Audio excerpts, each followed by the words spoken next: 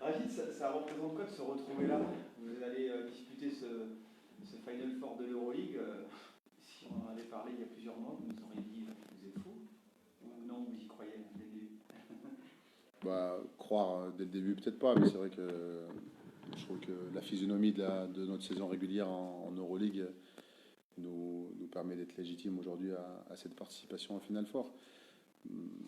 Peu auraient parié sur nous, on a peut-être nous parié un petit peu plus sur nous sans savoir où est-ce que ça allait nous mener, mais je trouve vraiment que nos performances, je le répète, nous rendent complètement légitimes.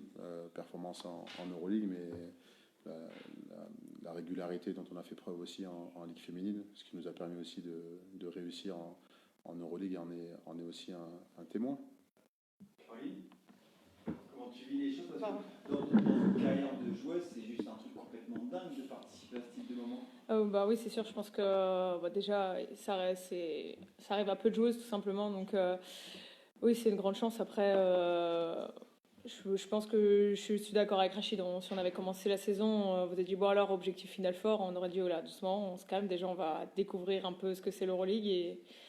Mais après, ce que j'adore dire, c'est qu'on est des compétitrices et l'appétit vient en mangeant. Donc voilà, on y a cru step by step. D'abord, voilà, en faisant une première partie d'Euroleague où on découvre un peu les choses. Et puis après, au fur et à mesure, on a vu que voilà, on avait le niveau, on n'était pas à la rue et qu'on pouvait espérer plus. Donc forcément, voilà, après, on l'a mérité. Et donc on est juste hyper contente et on a hâte d'y aller, quoi.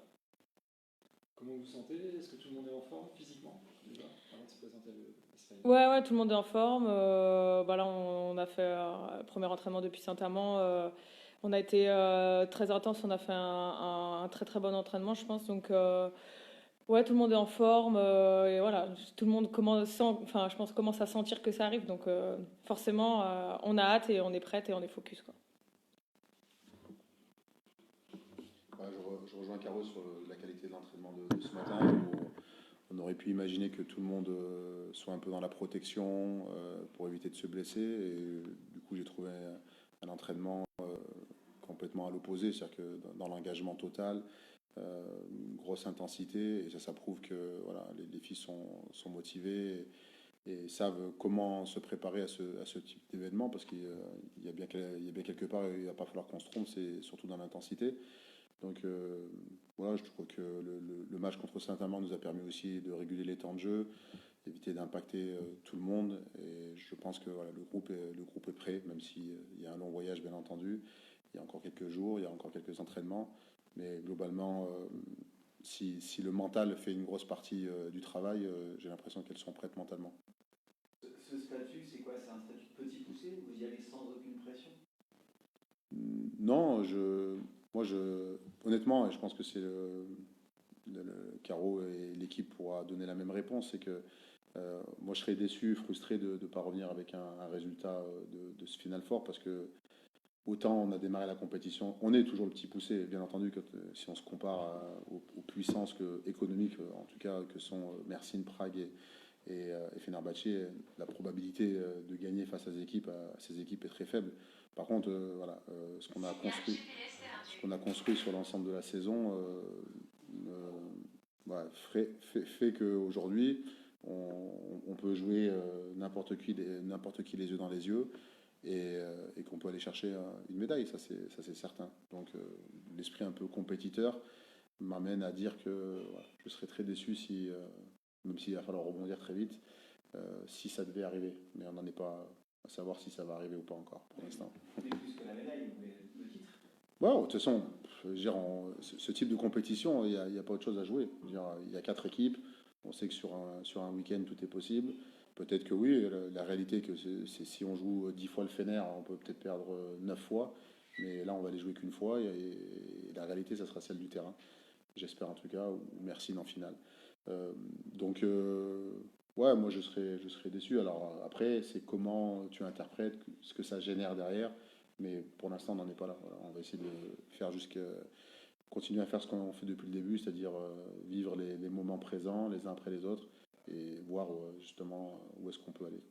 Caroline, ça te fait pas ce statut de petit poussé? Petit poussé, je sais pas si j'aime vraiment cette expression parce que finalement, dans un Final Four, c'est 4 équipes qui ont gagné tout autant leur place, voilà, de la même manière. Donc, oui, c'est sûr que petit poussé parce que on est peut-être le plus petit budget, parce que personne ne nous attendait là.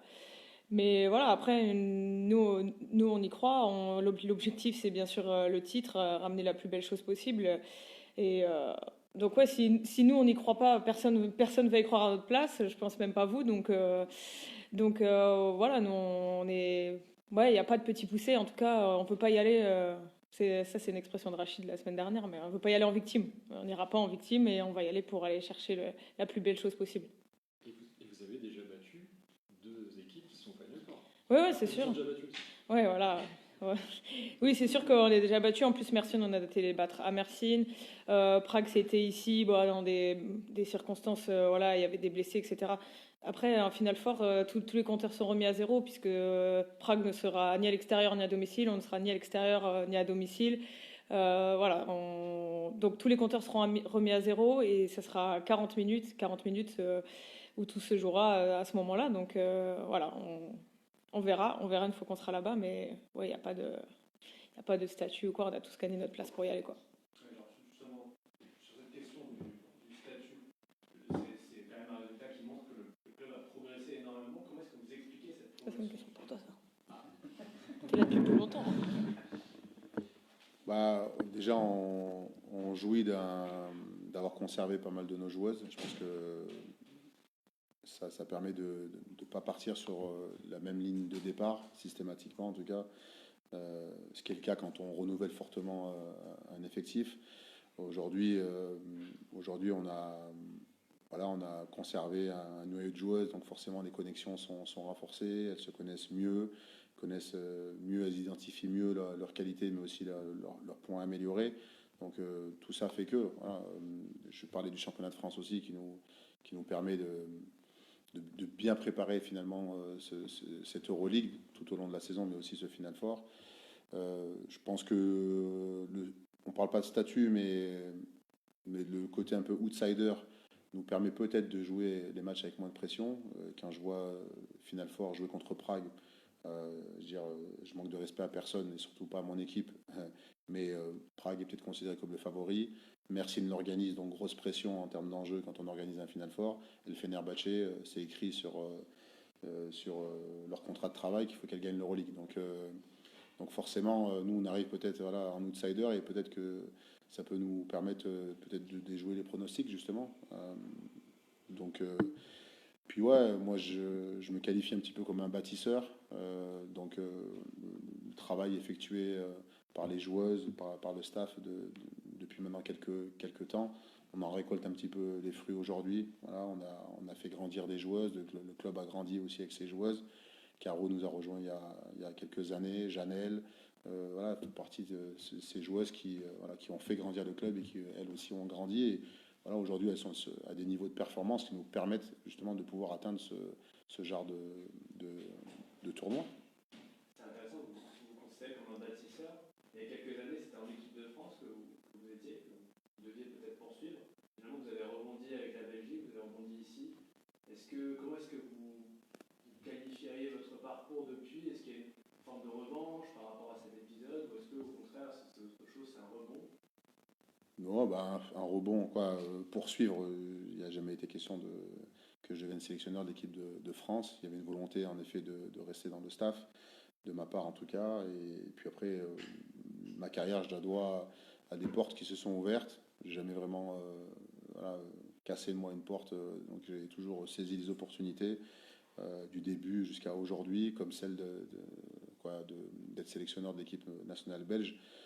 J'ai jamais été animé, et d'ailleurs c'est un discours que je tiens souvent à mes joueuses par un sentiment de revanche. Je pense que la revanche, elle nous emmène nulle part.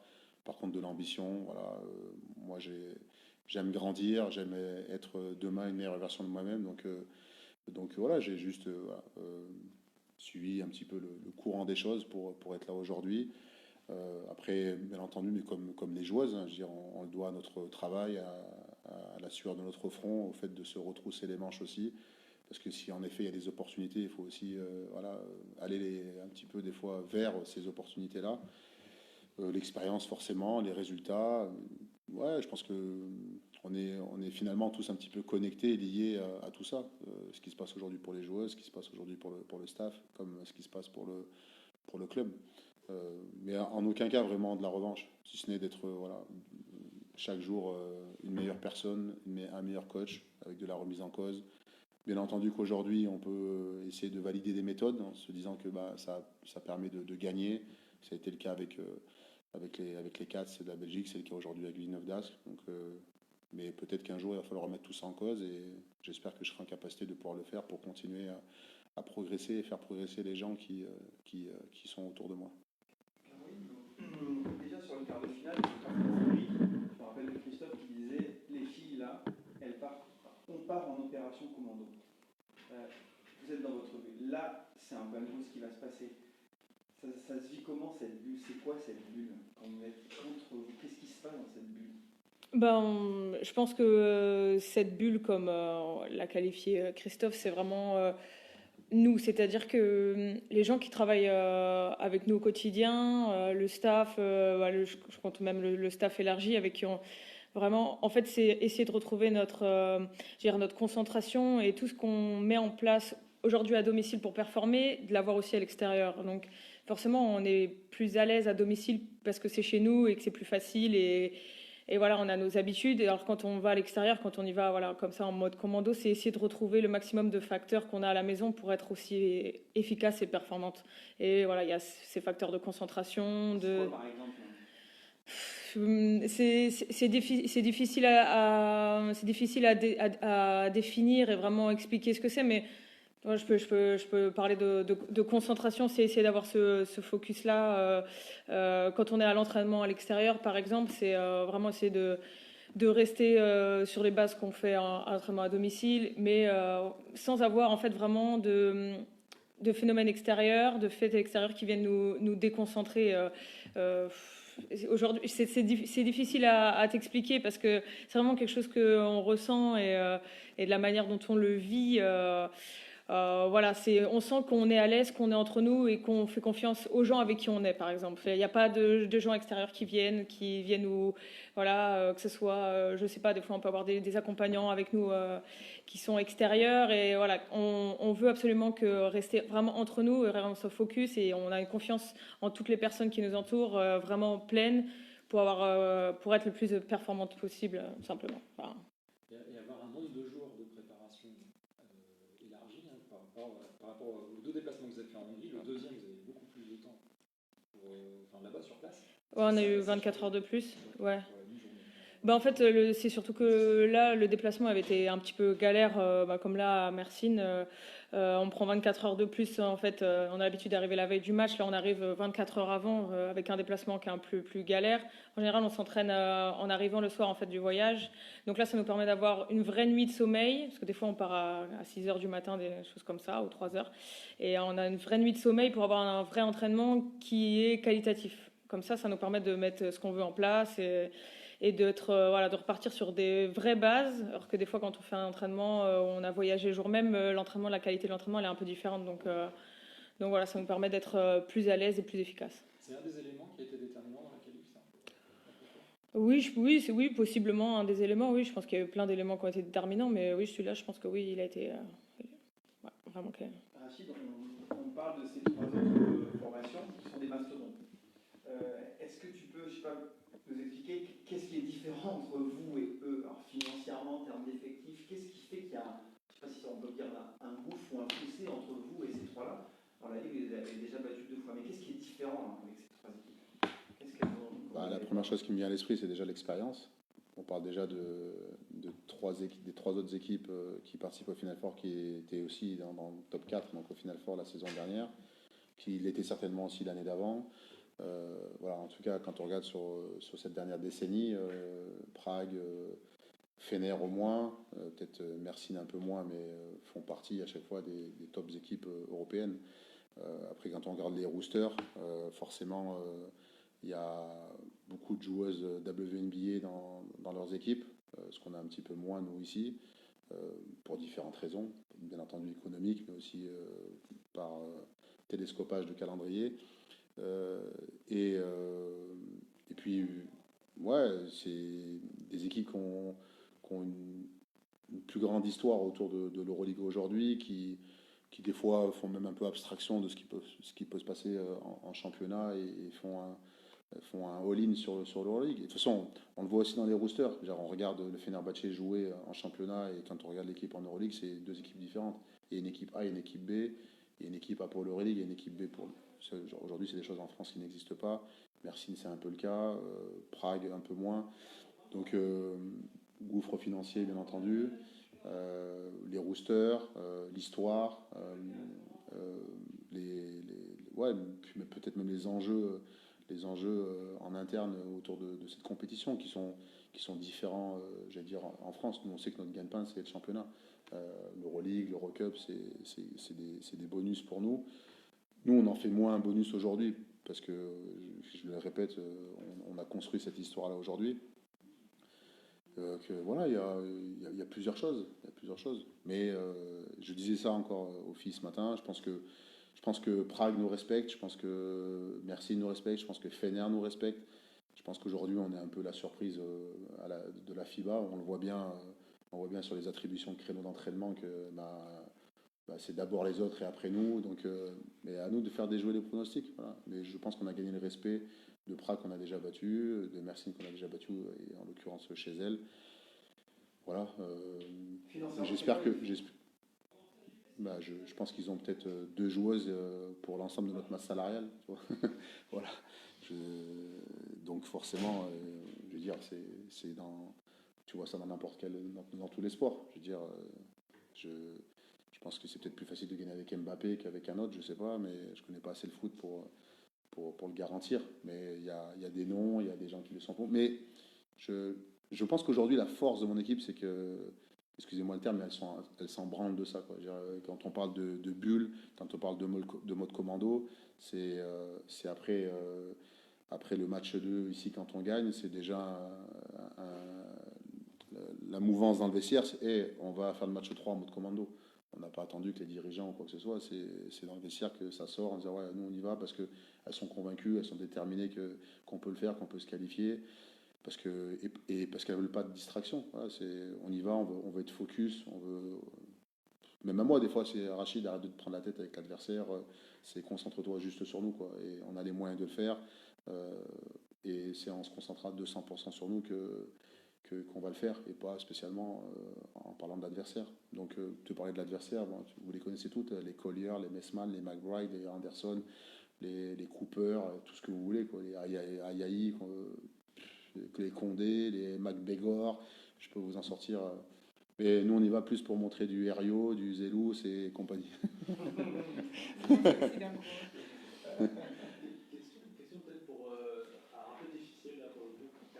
Pas de souci, je suis pas. En fait, je vais vous demander si vous deviez trouver une qualité de Rachid, ce serait quoi? Ouais, c'est vrai que c'est difficile. Hein. Ouais, c'est difficile. Faut me poser. Il y en a beaucoup, c'est pour ça. Mais si l'exercice vous va, alors 3, vous pouvez m'en donner 3 aussi. Je pense que Rachid, déjà, il est rigoureux dans ce qu'il veut et dans ce qu'il demande. Et je pense que déjà, quand on joue au haut niveau, c'est une qualité qui est indispensable. On parle souvent de rigueur, discipline et travail. Je pense que Rachid peut... Rachid est dans les 3, vraiment. Je me souviendrai toujours de l'année dernière, quand on a perdu à Lyon, le 3e match, et c'était la fin, et il nous a dit on va tous travailler, et moi le premier, je vais travailler encore plus dur pour vous emmener encore plus loin la saison prochaine. Et aujourd'hui, pour l'instant sur le papier, on est encore plus loin partout que ce qu'on a fait la saison dernière. Donc oui, je pense que Rachid il est dans ces qualités-là, et aujourd'hui il requiert toutes les qualités qu'il faut pour emmener une équipe le plus haut possible. Et voilà, on voit bien, il est en lice pour être meilleur entraîneur de l'année en LFB, meilleur entraîneur de l'année en Euroleague. Donc bien sûr que aujourd'hui, 3 qualités, c'est déjà trop. Parce qu'en plus, il est à côté de moi, alors là, je viens d'entendre parler. Ah ouais, c'est dur, parce que là, vous me mettez dans une position délicate pour la fin de la saison, hein, vraiment. Hein. Non, donc non, voilà, je pense que c'est les qualités aujourd'hui qui sont nécessaires et bien sûr, bien entendu, qu'il les a. Bon, voilà, ça se voit là où il nous a emmenés, et là où il continue de nous emmener. Et on reste forcément avec des objectifs très élevés. Donc voilà, je pense que c'est Sous la table. c'est complètement faux. J'aurais pas plus de temps de jeu pour avoir dit ça, hein. Il y a aussi un phénomène, c'est le phénomène de vous partez jouer loin, et il y aura quand même un moment sympa ici, puisque les supporters vont se réunir au Palacium. Vous serez connectés à distance, en quelque sorte. Ouais, on nous a dit ça aussi pour le quart de finale. Il y avait quelque chose à l'office. Le match avait été retransmis. D'ailleurs, ça a été un succès terrible. Il paraît qu'il y avait une ambiance incroyable et que c'était trop petit pour le nombre de personnes qu'il y avait. Donc, bon, c'est bien d'avoir pensé à faire ça au Palacium cette fois. Mais oui, c'est énorme l'engouement autour. Je pense que voilà, le petit regret qu'on peut avoir, c'est que ça soit si loin, parce que je pense que ça aurait été, bon, à Villeneuve, on n'en parle pas, mais même un petit peu plus proche, je pense qu'on aurait eu des supporters avec nous, on aurait vraiment encore plus senti cet engouement, mais voilà, on le sent, on reçoit des tonnes de messages, on reçoit voilà, du soutien partout. Voilà, bon, ce week-end, on était à Saint-Amand, mais voilà, les gens nous félicitent, les gens nous souhaitent bonne chance, que ce soit même d'ailleurs nos adversaires. Ou même des arbitres. Mais voilà, ils nous souhaitent bonne chance pour le Final Four. Il y a un engouement énorme autour de ce qui va se passer cette semaine. Donc on prend, ça nous fait de la force et on va essayer de le rendre, on va le rendre du mieux qu'on peut. Ouais, moi je suis pas surpris. Je suis pas surpris en effet que sur le quart de finale, on ait pu regrouper autant de supporters chez un de nos partenaires à la brasserie de l'Office et que le club, parce que le club a une expertise aussi en termes d'organisation, puisse permettre à nos nombreux fans de pouvoir assister à cet événement à distance, mais ensemble quand même. Je pense qu'on les entendra, même si on est loin. C'est vrai que c'est important pour nous de recevoir, mais aussi de donner. Moi, je manque de respect à personne, mais je pense qu'on a vraiment le meilleur public de France. Et voilà, pour moi, je suis même pas surpris en fait que le club leur propose ça et que certainement il y aura énormément de monde devant cet écran ici au Palacium. On sait que c'est quelque chose qui nous a sublimé cette année, qui nous a transcendé ce public, mais moi je l'avais vécu déjà en tant qu'adversaire des guerrières. Je sais que les Hurlants, mais les autres sont aussi font partie complètement de la famille de SBVALM, c'est même dans leur ADN. Donc ouais, je suis même pas choqué en fait. Moi, ça me semble tellement logique quand je les vois, quand je vois leur comportement, la façon dont ils nous aiment tous les samedis ou tous les mercredis, que malheureusement, soit ça me surprend même pas. Mais alors que on devrait vraiment être ravis de pouvoir compter, et on l'est, mais le montrer encore plus, d'être ravis d'avoir un public comme ça, quoi. Est-ce que vous ressentez un peu, est-ce qu'on vous en parle, de l'héritage de l'USVO? Il y a Christophe qui en a parlé un petit peu dans la presse, le fait que le SBVA soit finalement un petit peu enfin, qu'il y ait une filiation avec l'USVO. Ouais, moi personnellement, je le ressens pas trop, si ce n'est, je sais qu'on est dans le Nord et que c'est une terre de basket, voilà, grâce à l'USVO justement. Après, pour moi, c'est quand même deux identités différentes. L'USVO, c'est plutôt même l'Union Hainaut, les choses comme ça. C'est peut-être moins côté le bassin, on va dire, lillois, Villeneuve d'Ascq, mais bon, par contre, ouais, j'étais un fan de l'USVO à l'époque. Ça, je peux pas le nier. Et je ressens un petit peu moins ça. Et j'ai envie de te dire aussi que le SBVA doit avoir aussi sa propre histoire, tu vois. Et je pense que l'histoire de l'SBVA, elle est belle aussi. Elle est différente, mais elle est belle. Donc, moi, personnellement, je ressens un petit peu moins peut-être ce côté USVO. Par contre, voilà, il a été une vraie locomotive du basket français, que ce soit un exemple aujourd'hui, parce que ils ont été champions d'Euroleague, justement. Ça, oui, voilà.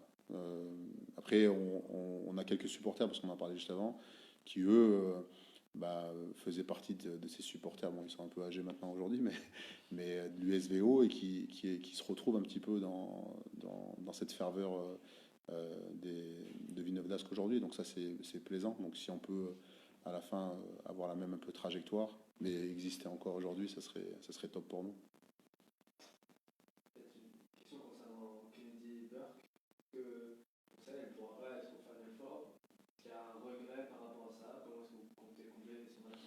Alors, non, non, Kennedy participe au Final Four de l'Euroleague. Alors, Kennedy, contractuellement parlant, est avec nous jusqu'à la fin des quarts de finale de play-off de championnat de France. Donc elle va pouvoir participer au Final Four et éventuellement participer aussi à la première phase de quart de finale du championnat de France. Donc non, non, non, c'était voilà, l'obligation d'être à New York fin avril ou tout début mai, je crois, le 1er mai, j'ai pas la date précise, mais jusqu'à là, elle va pouvoir être avec nous. Est-ce que c'est un regret finalement, Raki, de ne pas pouvoir compter sur elle, parce que c'est une des joueuses fortes de l'équipe, un des piliers, de ne pas pouvoir compter sur elle jusqu'à la fin de l'aventure? Après, vous saviez, malheureusement ou heureusement, en signant le contrat avec elle, vous savez quelle est cette clause. Mais bon, Ouais, il y a une frustration quand même. mais bon, je pense que perdre n'importe qui aujourd'hui de notre effectif c'est un inconvénient. Voilà, je veux dire, on a performé cette année en équipe, on a 6 joueuses à plus de 10 points de moyenne, on est la meilleure défense du championnat au point de nombre de points encaissés par possession. Tout ça, on le fait en équipe. Voilà. Donc aujourd'hui, perdre une de nos joueuses est forcément un désavantage. Kennedy, mais comme chacune, sont des joueuses qui sont difficilement remplaçables. Puisqu'en plus, c'est une joueuse qui était déjà là l'an dernier. C'est-à-dire que même si on a réussi à signer Keisha Hampton pour la fin de la saison, c'est quand même difficile pour Keisha d'intégrer une équipe dans un premier temps, et deux, une joueuse qui est là depuis 1 an et demi avec nous. C'est pas comme si elle remplaçait une joueuse qui était là depuis 3 mois ou même depuis le début de l'année. Et oui, après, Kennedy, forcément, elle a quand même de grosses responsabilités offensives dans notre équipe, donc il va falloir pallier à ça. Mais j'ai vraiment l'impression qu'on a les ressources pour pouvoir pallier à son absence, avec l'arrivée de Keisha, mais même avec des costumes qui peuvent grossir pour chacune de mes joueuses sur cette fin de saison. J'imagine que Kennedy va du coup être encore plus motivé pour le C'est la première chose à laquelle j'ai pensé, c'est au moins je sais qu'elle elle va pas les faire à 50%. Voilà. Je sais qu'elle va attaquer, mais j'espère qu'elle va donner voilà, en défense aussi pour ses derniers matchs avec nous. Mais ouais, bon après c'est l'absence de n'importe qui aujourd'hui est forcément quelque chose de pas bon pour nous et pour l'équipe, parce que chacune fait partie de l'équilibre de cette équipe-là aujourd'hui. Par rapport à l'adversaire que vous avez rencontré en premier, Prague, Caroline nous disait ce ne sera pas du tout la même équipe, il y a des changements notables. Comment, du coup, quels sont les changements que tu vas adopter dans l'approche du match? Nous, on va essayer de rester fidèles à nous-mêmes, c'est-à-dire déjà défensivement être les plus solides possible. On sait que de toute façon, à ce niveau-là de la compétition, on a affaire à des filles qui ont un gros talent. Alors, il leur manquait une joueuse extérieure, il leur manquait une joueuse intérieure qu'elles devraient retrouver. Je ne sais pas si les infos que j'ai aujourd'hui sont bonnes ou pas, mais il y a, je crois, quelques absences à Prague, peut-être lors de ce Final Four, même si on essaie d'en faire abstraction. Je pense que c'est encore voilà, se concentrer sur nous et plutôt essayer d'imposer voilà, notre façon de jouer avec l'alternance qu'on nous connaît entre secteur intérieur et extérieur. Après, ouais, défensivement, il va falloir tenir Sabali qui nous avait fait très mal au match aller, qui n'avait pas disputé le match 2, comme tenir Condé aussi. On connaît voilà, la qualité de ces joueuses-là. Donc ça passera d'abord sur le plan défensif. Je pense que nous, offensivement, il faut qu'on arrive à développer le basket qu'on a l'habitude de proposer. Pas que ces dernières semaines, mais depuis le début de la saison, dans l'alternance de notre secteur extérieur et intérieur. On sait je pense qu'on a vraiment un basket qui est total aujourd'hui. On triche pas en défense, on fait ce qu'il faut en attaque, avec voilà, une vraie symbiose entre nos joueurs extérieurs et nos joueurs intérieurs. On sait appuyer là où il faut appuyer selon la physionomie du match. Mais te dire qu'aujourd'hui, Prague a un gros secteur intérieur qu'il va falloir neutraliser, ça ne veut pas dire que nous, on ne va pas mettre le ballon dedans, parce qu'on est capable. Voilà, on a des joueuses qui sont capables de le faire. Il va falloir que pendant le match aussi, on propose les meilleurs ajustements possibles. On sait que c'est une équipe qui se projette vite, donc il va se concentrer sur des choses aussi basiques que le repli défensif, tenir le rebond. Une équipe qui se partage beaucoup la balle, très à droite, donc essayer de contester un maximum de tirs extérieurs. Mais si je te dis ça, c'est pas pour leur laisser des lay-ups aussi. Donc en fait, il va falloir qu'on soit vraiment vigilant à tous les niveaux parce que je pense que à ce stade de la compétition, ça, c'est quasiment ouais, un impératif d'être dans l'exigence totale. Mais voilà, c'est pas passer à côté en essayant de jouer un basket différent. Je pense qu'il faut pas qu'on se fasse absorber sur ce qu'on sait faire. Voilà, on l'a montré toute l'année, donc que ce soit en Euroleague ou en championnat. Donc y aller avec l'ambition d'être nous-mêmes, ce sera le plan de jeu, de départ en tout cas. Et d'un point de vue individuel, Caroline, comment tu abordes les oppositions que tu vas avoir? Maintenant, là où on arrive, c'est les meilleures joueuses européennes, voire mondiales, puisque on arrive au plus haut niveau qui se fait en basket féminin. Donc elles ont des très bonnes meneuses qui savent à peu près tout faire. Là, Cazorla, elle est capable très bien de driver pour finir, mais aussi de driver pour passer au dernier moment pour sa coéquipière. Donc voilà, de toute façon, il faut être prête pour aller à la guerre et puis on va donner le maximum et on sait que de toute façon, il faudra quasiment faire un final fort parfait, donc se mettre dans les conditions pour le réaliser tout simplement.